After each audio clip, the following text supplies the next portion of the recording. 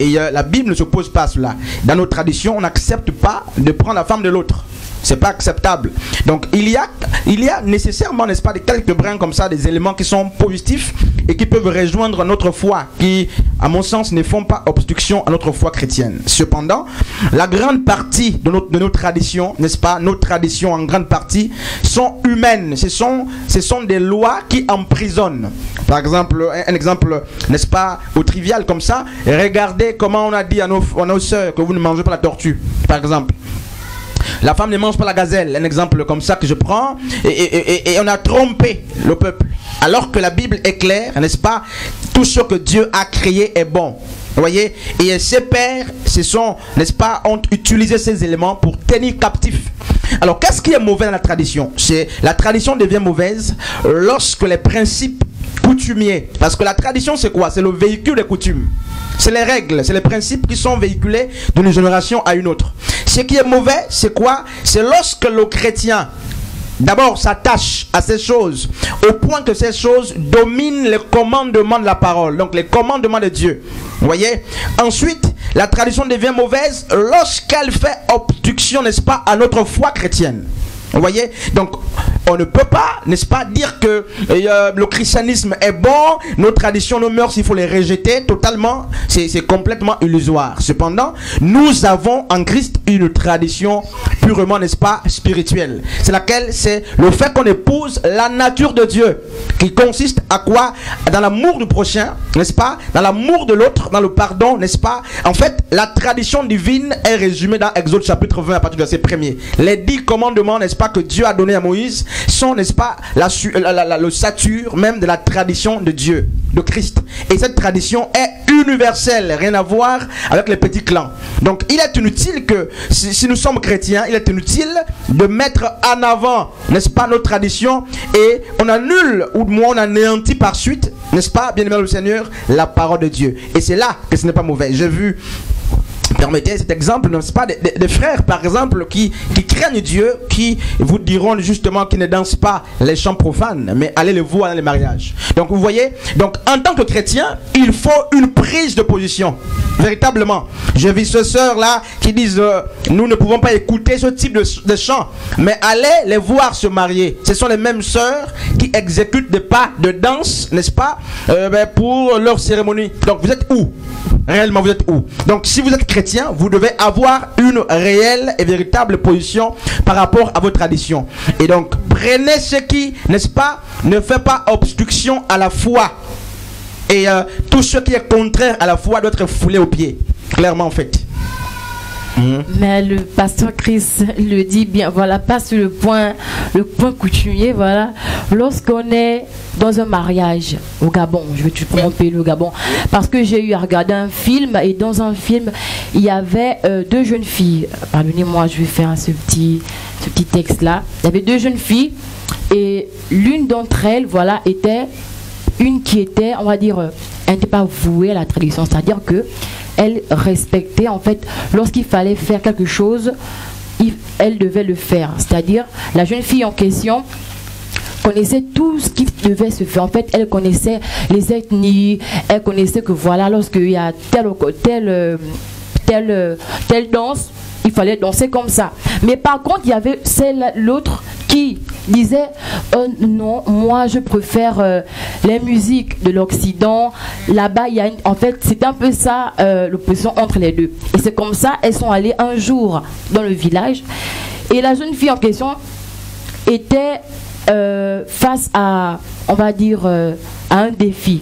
Elle devait connaître tout ce que la tradition en fait enseignait. Et la bien-aimée qui ne connaissait rien, en fait petit à petit, elle, on va dire, elle mourait. C'est-à-dire, on posait une question en rapport avec la tradition. Elle ne connaissait pas le membre, par exemple, qui était. Une autre question, elle ne connaissait pas le membre qui était. En fait, ça m'enseignait, cette partie-là m'enseignait. Donc, connaître nos traditions, est-ce que c'est vrai? Est-ce que c'est on va dire, comme péché, en fait? Connaître cette tradition, est-ce que c'est un péché? Ça, c'est une question qui est ouverte. Nous sommes dans le cadre ecclésiastique. Oui. On parle aux chrétiens, aux personnes qui ont confessé la foi à Christ. Je ne parle pas des christianistes, je parle des christianistes. Plutôt, je parle de chrétiens et non de christianistes.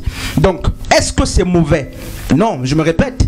Le fait même que je parle en français, c'est la culture occidentale. Le fait que je parle dans ma langue, c'est le fruit de la tradition.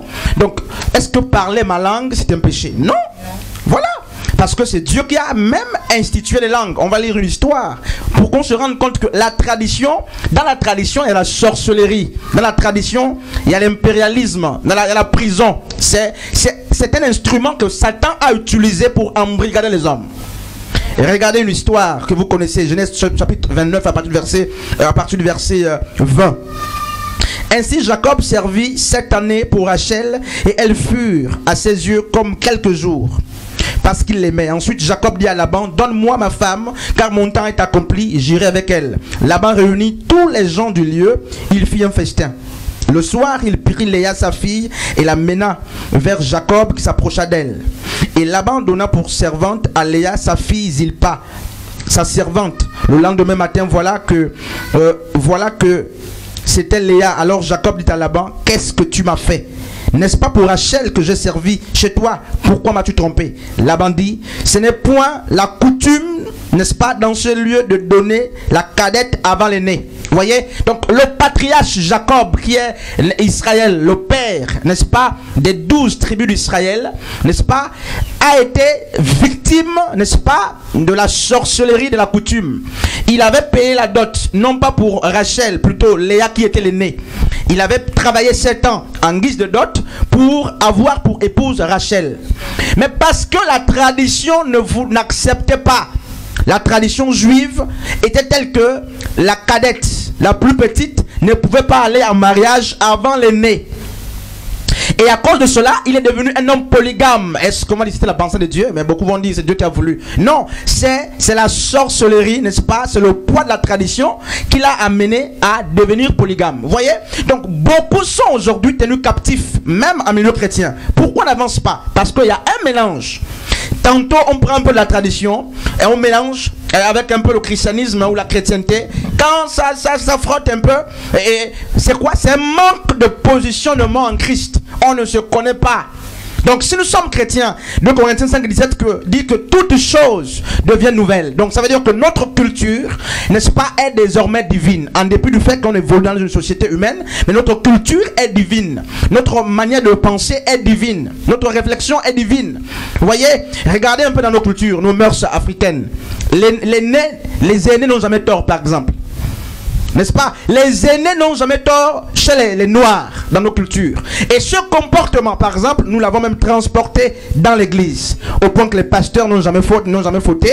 Les aînés, au lieu de demander pardon aux gens, ils profitent à offrir des cadeaux comme pour s'humilier. Vous voyez? Ça, c'est la sorcellerie, n'est-ce pas? En fait, ça, c'est l'œuvre de la tradition. Et le chrétien, n'est-ce pas, comment doit-il se positionner? Il doit épouser la loi de Christ, qui est une loi universelle. La tradition de Christ est la tradition divine. Et c'est elle qui donne la vie. Parce que la tradition des hommes, la dot par exemple, c'est une tradition. Et je vais travailler sur ça, un enseignement pour montrer justement que la dot a été instituée, n'est-ce pas? Les premières fois qu'il manque l'institution de la dot, c'est quoi? C'est lorsqu'une fille avait été violée. Vous connaissez l'histoire. C'était comme le salaire pour acheter la conscience. Vous voyez? Combien de pasteurs, par exemple, ne sont-ils pas esclaves de la dot? Et ils veulent s'enrichir sur la dot. Pourquoi les sœurs ne sont plus mariées, par exemple? C'est parce que la tradition de nos pères est en train d'influencer. Sinon, pour un chrétien, est-ce que c'est mauvais de dire à sa fille va en mariage sans imputer un grand montant, n'est-ce pas, à son futur gendre? Et on aurait certainement beaucoup de couples chrétiens dans nos églises. Vous voyez? Mais à cause de nos traditions, ben, mes amis, nous sommes à côté. Donc nos traditions ont plus, n'est-ce pas, le côté sorcier. N'est-ce pas? Il y a plus de la sorcellerie dans nos traditions. Oui. Que du bon. On va laisser le bien-aimé, voilà. Ça passe? Oui, oui.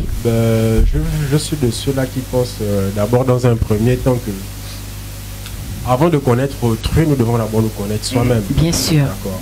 D'accord. Aujourd'hui, lorsque nous prenons par exemple les saints, quand on parle des saints, on va tous constater qu'on nous parle selon des hommes de couleur. Donc Saint Joseph, Saint, il n'y a pas de Saint-Bas, ou 5 commas comme moi. Voilà un peu. Donc, à ce niveau, est-ce qu'il faudrait être de ceux-là qui disent que la tradition est totalement négative, en fait? Voilà. C'est cela la question. Parce que je me dis que s'il faut parler, par exemple, du Dieu de Jacob, du Dieu d'Abraham et d'Isaac, et que je n'arrive pas à parler du Dieu de mes ancêtres, je pense qu'il y a un problème. D'accord? Si j'arrive à parler d'Abraham et d'Isaac et de Jacob et je n'arrive pas à parler de mes ancêtres, d'où je viens, de mes origines, je pense qu'à ce niveau, il y a un problème. Et donc, lorsque je vais souvent dans des cultes ici et là, dans des églises, parce que moi, je n'appartiens pas à une assemblée quelconque, en fait. Moi, je suis de ceux-là qui courent un peu derrière la quête de la connaissance, en fait. Donc, le plus souvent dans les églises, sinon dans des cultes, les hommes de Dieu ont tendance à rejeter totalement la tradition. C'est pas souvent comme j'ai entendu tout à l'heure, le pasteur ou la sœur disait qu'il faut prendre ce qui est bon et rejeter ce qui est mauvais. Mais en même temps aussi dans le monde chrétien, moi je suis de ceux-là qui pensent aussi qu'il y a des personnes aussi qui ne font pas tout à fait la volonté de Dieu comme il se dit. Je pense que même dans le monde du christianisme, il y en a qui font dans le faux, il y en a qui font des pratiques obscures, qui n'ont rien à voir avec la lumière divine. Donc, à ce niveau, qu'est-ce qu'on peut conclure? Qu'est-ce qu'on peut conclure? Mais en fait, merci frère, je ne sais pas si je peux répondre à la question. Voilà, qu'est-ce qu'on peut conclure? Si nous sommes chrétiens, pas christianistes, vraiment j'ai un problème avec le christianisme. Parce que, excuse-moi frère, n'est-ce pas, le christianisme pour moi c'est un chef-d'œuvre, n'est-ce pas, occidental. Voilà, avec beaucoup de profit derrière. Il suffit de lire l'histoire telle qu'on nous l'a présentée, moderne bien entendu, pas la souche. Le christianisme primitif était pur.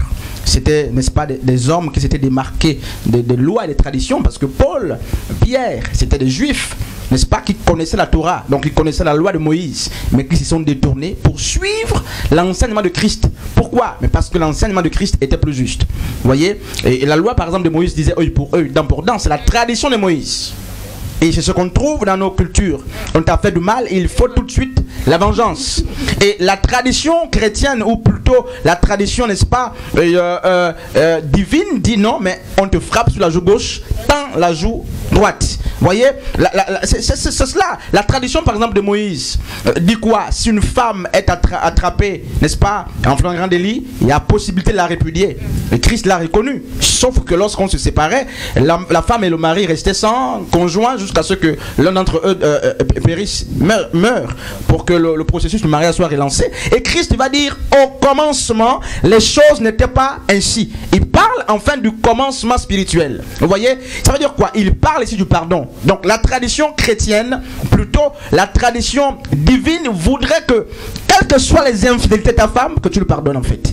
Quelles que soient les infidélités de ton homme, que tu lui pardonnes. Vous voyez, donc Christ, par sa loi, il est venu, n'est-ce pas, rectifier Moïse, il est venu soigner Moïse, n'est-ce pas, il est venu, mais en fait, apporter la justice. Donc, pour revenir par la question du frère, comment se tenir? Faut-il oublier nos origines? Bien sûr que non. Parce que pour mieux appréhender l'autre, il faut se connaître d'abord soi-même. D'accord? Et maintenant, le problème, c'est que si nous avons confessé Christ, sauf si maintenant il y a un problème. Si nous avons confessé Christ, il faut, mes amis dans le Seigneur, il faut qu'on prenne position. Non pas qu'il faut maudire, n'est-ce pas, nos cultes d'hier. Maintenant, qu'est-ce que la foi chrétienne nous dit par rapport au culte des morts, par exemple? La Toussaint, je ne sais pas comment on appelle ça encore, c'est la fête des morts, par exemple. N'est-ce pas? La foi, Christ dit que les morts sont morts. La Bible est claire. Il n'y a pas de lien entre les morts et les vivants. Amen. Ça, c'est ce que notre foi chrétienne dit. Amen. Et nos mœurs nous disent que chaque 1er novembre, il faut aller vénérer, parce que c'est un culte qu'on rend aux morts. Donner à manger, à boire à nos parents que nous avons perdus. Vous voyez? Alors, cette pratique, à mon sens, n'est-ce pas, mais s'oppose à notre foi chrétienne, directement. Et c'est là où je dis, il faut prendre des choses qui nous accompagnent, qui ne font pas obstruction à notre foi. Des choses qui nous accompagnent, plutôt que de prendre celles qui viennent, n'est-ce pas, pour faire obstruction à la foi en Christ que nous avons. Parce qu'on ne peut pas servir de maître à la foi. Soit on voue, n'est-ce pas, un culte aux morts, soit on considère que les morts sont morts, et voilà, il faut aller débrousser, c'est normal. Et ça, on le fait quand on nettoie chez soi, par exemple. On n'a pas besoin d'attendre un 1er novembre pour aller vouer ce culte aux morts. Amen. On prend notre exemple très simple. la fête de Noël, qui est une tradition satanique. Et on sait que la fête de Noël, n'est-ce pas, Jésus n'est pas né, n'est-ce pas, en hiver. Jésus est né en été. Luc le dit clairement. Voilà, donc, alors, regardez ces églises où il y a des grands pasteurs, des grands prophètes, qui, beaucoup sont en train de répéter en ce moment pour prester dans les églises. Et quel est le passage biblique qui nous situe? Parce que Ephésiens 2:20 dit que vous avez été édifiés sur le fondement des apôtres et des prophètes, Christ étant lui-même la pierre angulaire. Ça veut dire que tout ce qui se fait en milieu religieux ou chrétien doit avoir pour support les Écritures. Donc, si ce n'est pas vérifiable, on ne peut pas valider. Mais regardons nos milieux d'église. Comment les gens s'apprêtent à fêter le Noël, qui est une fête satanique inventée. Par exemple, le jour de dimanche. Le jour de dimanche, pour Constantin Ier, il avait déclaré que le dimanche, le jour de dimanche, n'est-ce pas, soit respecté. Pourquoi? Mais en fait, c'est le jour qu'on voit le culte au dieu soleil. Sunday. Sun, là, c'est le soleil en anglais. Day, c'est le jour. C'est le culte du dieu soleil. Et qu'on a introduit petitement, n'est-ce pas, dans les églises. Et combien de pasteurs sont capables de reconnaître que, en fait, c'est la fausseté? Parce que s'il faut revenir sur la loi de Moïse, et c'est pas ce que je prêche, mais on doit donc observer le samedi qui était le jour du sabbat, le jour du repos du Seigneur. Et Jésus est ressuscité non pas un dimanche. Parce que lorsque Marie arrive à la tombe le matin, elle n'a pas vu Jésus ressuscité. Elle a constaté que Jésus n'était plus. Jésus qui était enterré un mercredi soir. Alors qu'il dit dans Luc 22, Luc 12 plutôt, que de même que Jonas a fait 3 jours et 3 nuits dans le ventre du poisson, le Fils de l'homme fera, n'est-ce pas, 3 jours et 3 nuits et il ressuscitera. Donc s'il a été enterré mercredi soir, naturellement c'est le samedi qu'il est ressuscité. Et on nous a fait croire que c'est dimanche. Et facilement on introduit le dimanche comme étant le jour du Seigneur. Et combien d'églises ne sont pas dans ce culte là? Par exemple, combien d'églises ne se sont pas données fidèlement à ces choses? Même ceux qui ont des dons spirituels, les prophéties, si tu leur dis, mon frère, que le culte de dimanche n'est pas une pensée biblique, ça a été inventé par Constantin Ier, son concile de la Odyssée, n'est-ce pas? En 321, on a imposé, n'est-ce pas, aux nations le jour du dimanche. Alors mon frère, je ne peux pas ignorer mes origines. Il est mieux que je les connaisse, mais ma foi chrétienne m'amène à avoir une position par rapport à ma marche. Sinon, y a problème. Il faut que le chrétien prenne position. Et c'est ce que les premiers chrétiens ont fait. Pierre connaissait la loi de Moïse, mais il a pris position pour l'évangile de Christ. Matthieu, qui était, n'est-ce pas, un collecteur d'impôts, connaissait la loi de Moïse. Il a pris position pour la vérité. Paul dit clairement qu'il est, Paul qui a grandi dans Acte 26, on voit Paul au pied de Gamaliel, il connaissait la Torah. Et il dit clairement qu'il était plus avancé même que ceux de sa génération. Mais quand il a croisé, n'est-ce pas, dans Acte 19, je crois, n'est-ce pas, il a Acte 19, quand il a croisé Christ, pas un homme. Le problème c'est aussi ça. Beaucoup ont croisé les hommes sur leur chemin de conversion. Très peu ont croisé Christ. Vous voyez, beaucoup sont le fruit de l'évangélisation des hommes. Et on sait que notre évangélisation ne présente pas trop Christ. Notre évangélisation présente les pasteurs. Notre évangélisation présente les milieux d'église. Présente l'onction des pasteurs, le nom du pasteur.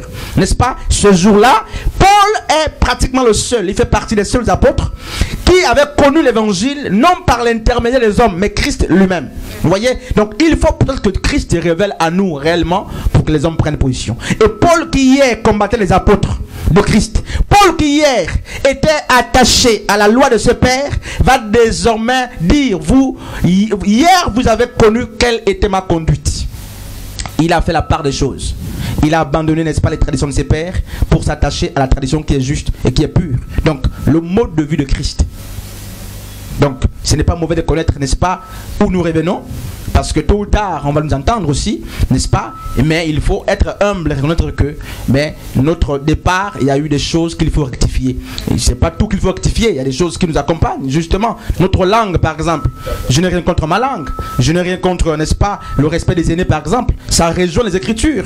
Voilà. Maintenant, dire que je vais aller adorer les morts chaque 1er novembre, par exemple, aller donner à manger aux morts, alors qu'il y a des orphelins qui ont faim, je vais prendre 2 jus de 1500 francs à un plat de 1500 que je vais offrir à un cimetière, n'est-ce pas, au ciment, aux briques. Mon frère, c'est la sorcellerie en fait. Oui. D'accord, j'espère que le frère a été répondu. Voilà. Voilà.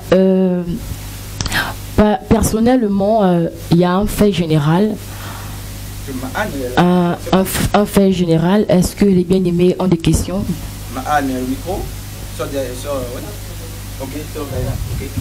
Je disais ceci, voilà un fait général que nous avons constaté, pas seulement moi. Alors, nous avons remarqué que dans nos églises, beaucoup des jeunes, même, voire encore même, en fait, l'Assemblée des Saints, à 99%, si je peux dire, personne ne connaît sa tradition. Et quand j'ai la tradition, ça veut dire que même la langue, on ne sait pas parler. Bon, est-ce que cela est normal? Bien sûr qu'on veut, on accepte le christianisme, bien sûr qu'on prend la bonne part. On prend, parce que j'ai entendu des gens dire que non, voilà, même la langue peut être satanique. J'ai entendu des gens dire cela. Donc, est-ce que même parler sa langue, c'est mauvais lorsqu'on est chrétien? Shalom à tous. Bon, je dirais pour parler sa langue, c'est pas mauvais d'abord du départ. Nous devons comprendre d'abord dès le départ que nos familles sont coupées de leur tradition eux-mêmes d'abord, pour que les enfants soient pas attachés à la tradition. Nos parents eux-mêmes ne sont pas attachés à la tradition. Et de mon point de vue, nos parents ne parlent plus la langue dans les maisons pour enseigner, afin que les enfants aussi puissent reproduire cela dans les lieux d'où ils doivent se trouver. Par exemple, moi, je suis Vungu, j'ai grandi avec ma grand-mère. Mais pour que ta grand-mère te parle, il faut calculer pour qu'elle parle, pour que tu comprennes, il faut apprendre petit à petit. Je n'ai jamais mis pied au village d'où il y a la source de la connaissance de la langue traditionnelle. Je suis en ville, j'ai grandi en ville, je suis née au village, mais j'ai grandi en ville, je ne connais rien de la tradition. Mais il y a des choses que je peux connaître de la tradition, mais que je ne peux pas connaître de la tradition. Lui, il faut mettre le pied dans la tradition. Voilà, la bien-aimée a répondu, oui, le frère Wilfried, si je ne me trompe pas. Ismaël. Bon, je veux dire que pour ajouter un peu ce que la sœur disait tout à l'heure, bon, personnellement, moi je pense que c'est d'abord un problème qui a l'essor de l'Occident, en fait. D'accord. Et je vais toujours revenir sur la problématique de la tradition. Je vais prendre un exemple, par exemple aujourd'hui. Aujourd'hui, je suis de ceux-là qui pensent que la Chine est la première puissance mondiale, hein, malgré que les États-Unis ont été toujours orgueilleux.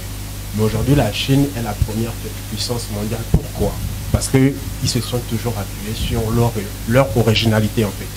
Ils sont restés très originaires dans tout ce qui est tradition, coutume et le reste. Ils n'ont jamais accepté que des étrangers viennent leur impliquer un certain nombre de choses, comme ça s'est passé en Afrique, en fait. Donc je pense que le problème ici, c'est pas d'abord forcément le problème de nos parents, comme la sœur disait, mais je pense que c'est un problème d'où nos aînés ont été endoctrinés par un certain nombre de monde, oui. Voilà. Y compris donc l'Occident. Et pour la petite histoire, lorsque nous, par exemple, en tant qu'Africains, on découvre la parole de Dieu, la Bible et consorts, je pense que aujourd'hui, je suis de ceux-là qui pensent aussi que la religion catholique a été, on va dire, c'est un peu impliqué dans la traite des Noirs. Parce qu'ils venaient nous parler de Dieu, parler de mettre la Bible à l'avant, alors que derrière, ils avaient des idées sombres. Et tout ça là, le peuple africain a été toujours et toujours sous cette emprise, derrière cette doctrine en fait. Donc je pense que ceux qui sont passés avant nous ont été endoctrinés et c'est ce qui continue avec le reste de ce que nous sommes aujourd'hui en fait. Parce que une fois de plus encore, je pense encore que ignorer ses origines, quelque part c'est ignorer ses croyances. C'est-à-dire même on peut même dire comme si on ne sait même pas d'où on vient, justement, comme si on n'existait même pas. Justement. Et la Bible est très claire. C'est vrai que je ne lis pas trop la Bible, parce que dans la Bible, je pense bien qu'il y a un passage qui demande à ce qu'on se connaisse soi-même. Dans la Bible, on dit que le peuple périt faute de connaissance. Oui. Et dans la Bible, on dit encore que Dieu, tout don vient de Dieu, tout pouvoir vient de Dieu. Donc aujourd'hui, je pense que même le pouvoir de nos patriarches, qu'aujourd'hui on traite de diabolique, ça vient de Dieu. Je crois, voilà, c'est Dieu qui les a établis. Toute autorité vient de Dieu. Voilà. Merci au frère Ismaël. Alors... et puis on va passer par rapport aux langues. Un chrétien qui ne parle pas sa langue, en fait, il doit se repentir. Vous voyez, un chrétien véritable, affranchi, qui connaît Dieu, n'est-ce pas, qui chante par exemple en anglais, en espagnol, en araméen, et qui ne parle pas sa langue, n'est pas un bon évangéliste. Vous voyez, il doit se repentir. Vous voyez, parce que même Jésus, hein, quand on lit Luc chapitre 2, 4, Jésus agissait même conformément à cette tradition d'abord. Il ne faut pas qu'on oublie ça. Donc, il y a des choses élémentaires dans la tradition qu'on ne peut pas, n'est-ce pas, effacer. Donc, s'il y a un milieu chrétien, des chrétiens qui prêchent l'évangile, qui ne parlent pas leur langue, ils ont des fautes, en fait, les failles, ils sont inachevés. Il faut qu'ils parlent leur langue. Vous voyez? Voilà, parce que Jésus a parlé vraiment sa langue, et c'est ça. Et pourquoi, je vais te brosser vite sur ça, pourquoi il n'y a plus, n'est-ce pas, parce que la sœur l'a dit, d'abord, comme le frère l'a dit, hein, il y a l'influence occidentale qui, en fait, il travaille la plupart du temps pour effacer notre continent. Voilà, et pour mieux nous dominer, il faut effacer nos langues. Remarquez comment nos villages sont en train de s'éteindre. Et à l'époque, mon village, chaque vacances, on pouvait être à 25-30 personnes, mais aujourd'hui, il n'y a plus personne. Plus personne ne va au village parce qu'on a diabolisé les vieillards, n'est-ce pas? Tous ceux qui sont vieux, on les craint. Tous ceux qui ont les cheveux blancs, tout de suite, même les chrétiens, il est tellement vieillard qu'il faut se méfier. Et certainement, c'est une habitation satanique, tout ça, n'est-ce pas? On fuit. Vous voyez? Donc les langues, c'est Dieu qui les a instituées. Et même si les pasteurs disent que les langues sont nées à Babylone, c'est faux. C'est même faux. On va vérifier les Écritures, c'est faux. C'est un mauvais enseignement satanique, n'est-ce pas, qu'on a prêché n'est-ce pas, on nous trompe comme ça et les gens disent que mais les langues, tout ça, non, mais en fait les langues ne sont même pas nées, n'est-ce pas, à Babylone. Avant ça, c'est Dieu qui a institué. Nous sommes dans Genèse chapitre 10 à partir du verset 1er. C'est par eux qu'ont été peuplées les îles des nations selon leur terre, selon la langue de chacun. Vous voyez, c'est écrit clairement ici. Et là, nous ne sommes pas à Babylone. Babylone naît dans Genèse chapitre 11 avec Nimrod. Vous voyez, donc, d'abord, la puissance occidentale qui veut faire disparaître, n'est-ce pas, l'Afrique. Mais ensuite, n'est-ce pas, nos parents, les ancêtres, qui se sont eux-mêmes modernisés, qui ont, n'est-ce pas, mis à l'écart les valeurs. Regardez, mon frère, comment est-ce que nos sœurs vont en mariage? Elles ne sont pas prêtes la plupart du temps. Elles apprennent l'éducation matrimoniale dans Facebook, sur le net par exemple. Alors que ce sont les choses qui se faisaient hier par le père et la mère. Aujourd'hui, approcher son père, lui parler de son futur mari, c'est une honte. On préfère aller se confier ailleurs. Pourquoi? Les parents ont changé. Les parents sont corrompus. C'est la guerre, n'est-ce pas? Tu viens te présenter, c'est la guerre. Pourquoi les avortements, par exemple? C'est parce que les parents ont dit aux enfants, par exemple, que si j'apprends, et que si on apprend que tu es enceinte, on te chasse, on te tue. Mais alors l'enfant, qu'est-ce qu'il fait? Il avorte clandestinement, et après c'est la mort. Donc les parents n'accompagnent plus les enfants. On ne dit pas d'encourager, mais les parents étaient les premiers éducateurs. Vous voyez l'arbre qui est là, qui porte ces fruits-là? C'est cet arbre qui décide du sort de son fruit. N'est-ce pas? Et lorsque les parents ont démissionné, comment voulez-vous que la sœur parle encore sa langue alors que c'était le travail du père, de la mère, des oncles, tous ceux qui sont nés avant? Vous voyez, c'est grave. Excusez-moi.